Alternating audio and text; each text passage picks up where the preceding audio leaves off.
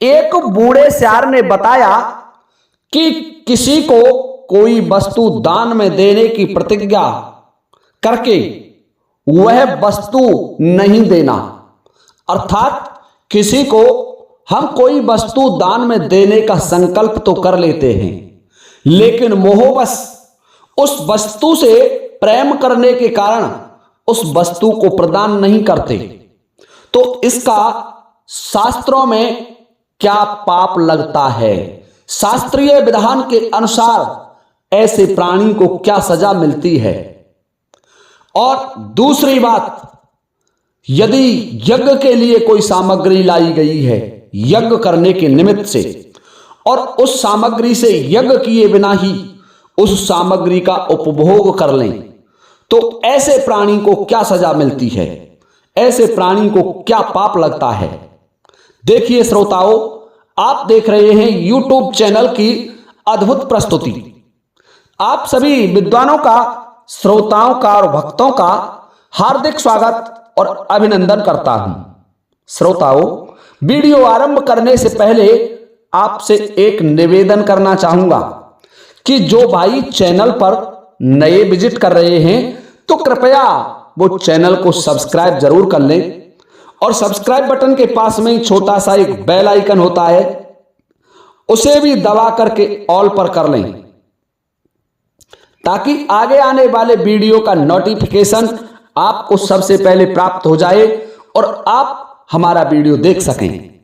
तो अब आइए श्रोताओं, आपको आज मैं बड़ी ही रहस्यमय और रोचक कहानी सुना रहा हूं। एक समय की बात है कि एक नंदन नामक पवित्र वन था। उस नंदन वन में एक सियार रहा करता था और वृक्ष पर एक वानर रहा करता था। अर्थात एक वानर और एक सियार एक ही वन में रहा करते थे। हे श्रोताओं, ध्यान से सुनने की बात है कि एक दिन उस सियार को कोई भोजन नहीं मिला। सियार भी धार्मिक प्रवृत्ति का था, वह मांस खाने से बचना चाहता था, परंतु दैवीय संयोग था, उसे कुछ भोजन के लिए नहीं मिला। कई दिन उसे भूखे मरते मरते हो गए। तो विचार करने लगा सियार कि मरने के बजाय तो कुछ भी खाना अच्छा होता है। प्राणों की रक्षा करना पहला धर्म माना जाता है। इसलिए उस सियार ने एक कई दिन का मुर्दा पड़ा हुआ था, जिससे दुर्गंध आ रही थी, जिसके शरीर में कीड़े पड़े हुए थे, और वह सियार उस मुर्दे को खाने लगा। वह श्रगाल उस मुर्दे को खाने लगा, और जब उस मुर्दे को खा रहा था तो उसी समय वृक्ष की शाखा पर बैठा हुआ वानर बोल उठा और उस सियार से कहने लगा, हे भाई, तुमने पूर्व जन्म में ऐसा क्या गलत कर्म कर दिया जिसके फलस्वरूप आपको भोजन करने के लिए कई दिनों का सड़ा हुआ ये दुर्गंध से युक्त मुर्दा मिला है? मरघट में घृणित एवं दुर्गंध युक्त मुर्दे को खा रहे हो। हे भाई, तुमने ऐसा क्या कर डाला?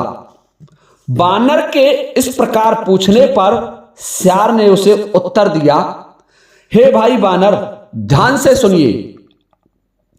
मैं पूर्व जन्म में एक प्रसिद्ध नगरी थी चंपापुरी, और उस चंपापुरी का राजा था धर्मसेन।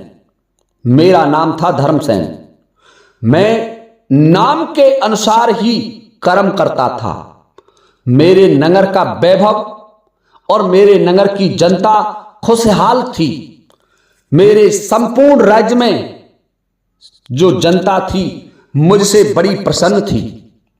मैंने अपने जीवन में 99 यज्ञ पूर्ण कर लिए, और जब 99 यज्ञ पूर्ण हो गए तो मेरे मन में अहंकार जागृत हो गया और मैं 100वां यज्ञ करने जा रहा था।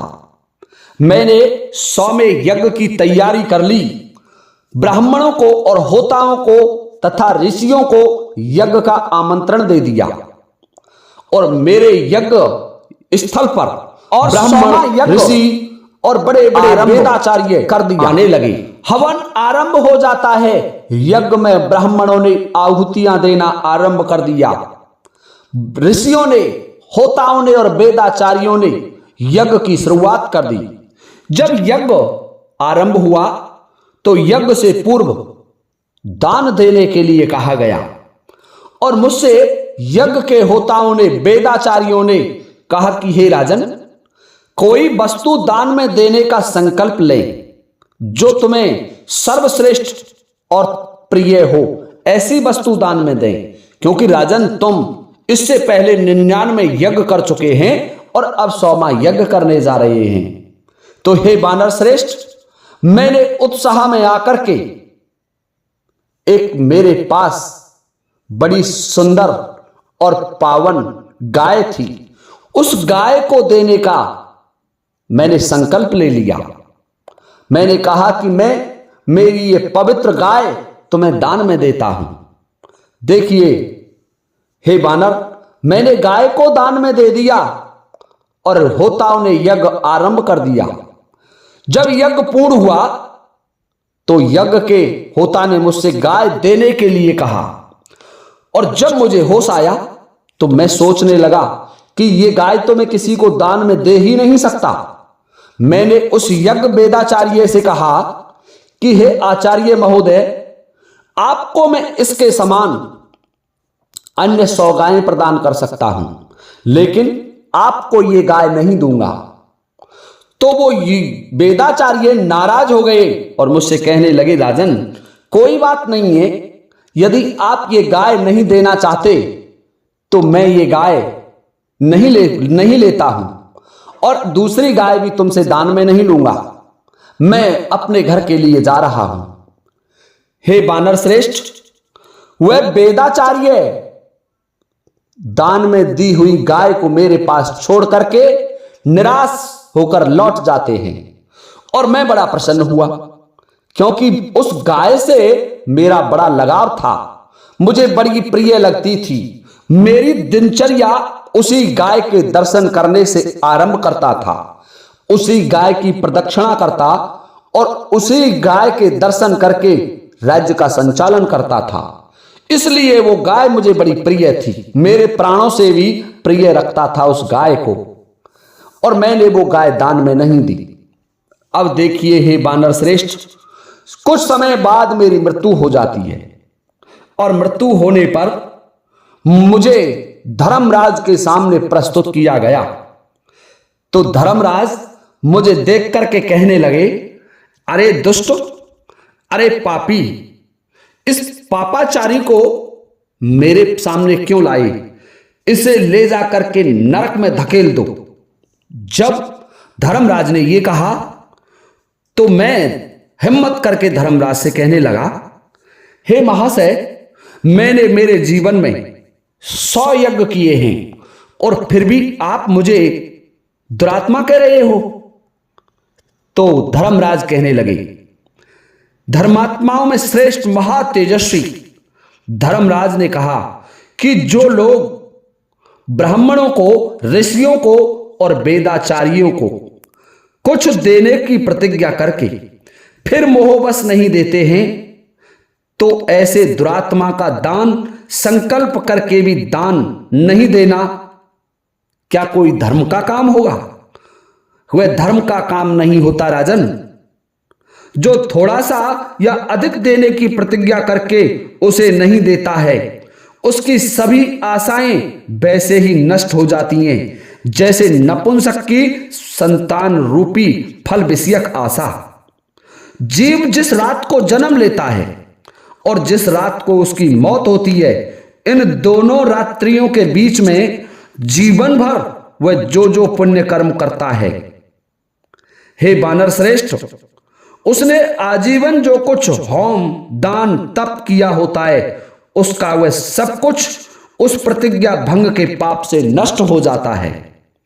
अर्थात कोई प्राणी यदि किसी को दान देने की प्रतिज्ञा करके उस वस्तु को प्रदान नहीं करता है, तो स्वयं धर्मराज कहते हैं कि उसके सारे पुण्य कर्म नष्ट हो जाते हैं। धर्मशास्त्रों के अनुसार ज्ञाता मनुष्य अपनी परम योग युक्त बुद्धि से विचार करके ये उपयुक्त बात कहते हैं।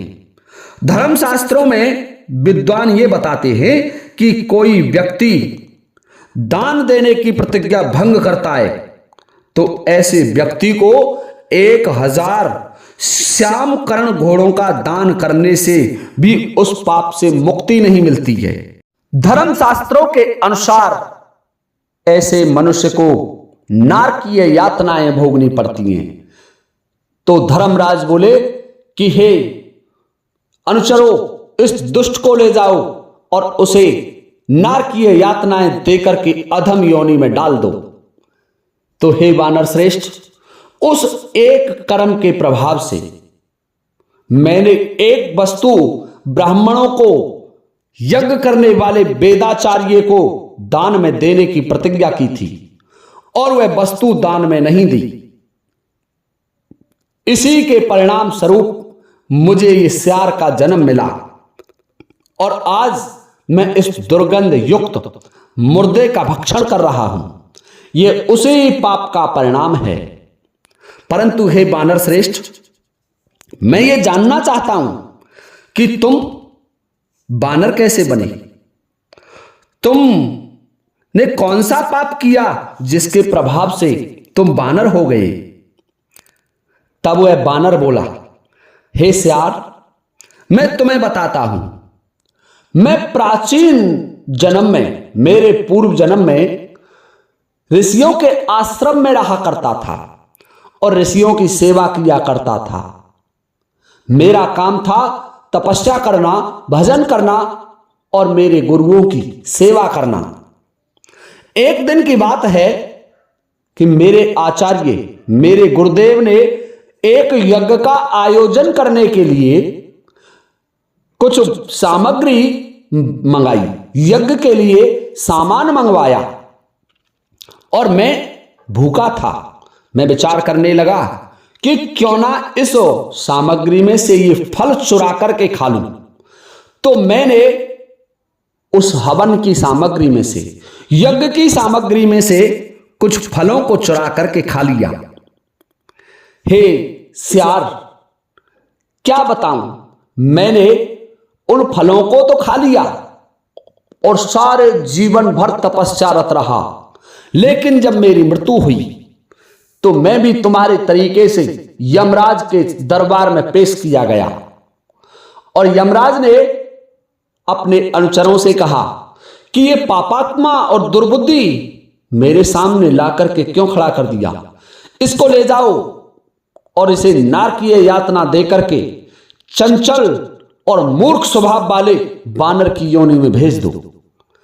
ये बात जब मैंने धर्मराज की सुनी तो हे श्रगाल श्रेष्ठ, मैं धर्मराज से बोला कि हे प्रभु, मैं एक ऋषि हूं, मैंने संपूर्ण जीवन तुम्हारी आराधना की है, फिर मुझे ये सजा क्यों?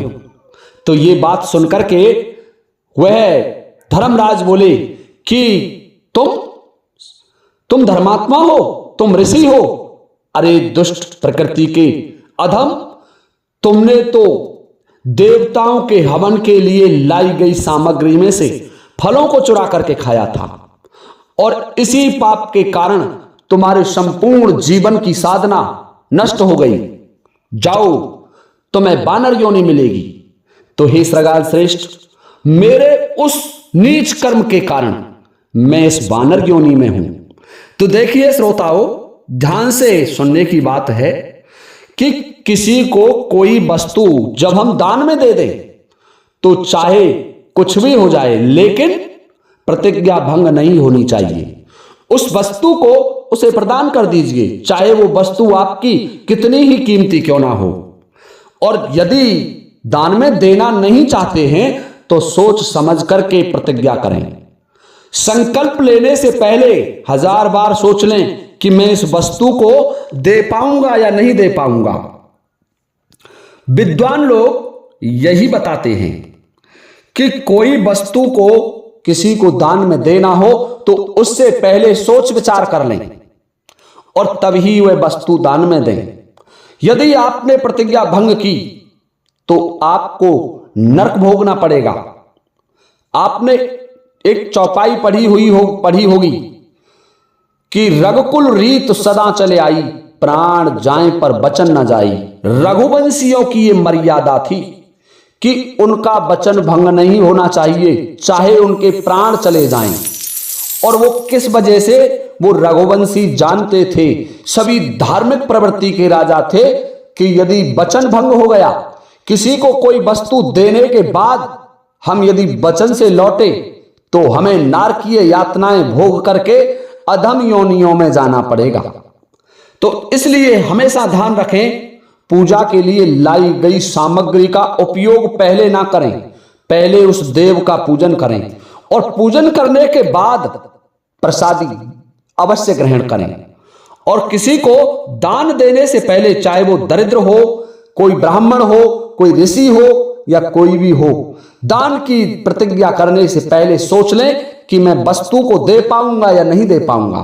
यदि आप उस वस्तु से अधिक मोह रखते हैं तो ऐसी वस्तु का दान ना दें। तो देखिए श्रोताओं, ये था हमारा आज का वीडियो। यदि आपको ये वीडियो पसंद आया हो तो कृपया इस वीडियो को अधिक से अधिक अपने मित्रों को शेयर जरूर करें, ताकि उन्हें भी ये जानकारी मिल सके कि कोई वस्तु दान में बोल करके उसे ना देने का परिणाम क्या होता है। अब मैं आप सभी से लेता हूं अनुमति इस वीडियो को विराम देने की। इसी के साथ जय हिंद, जय भारत।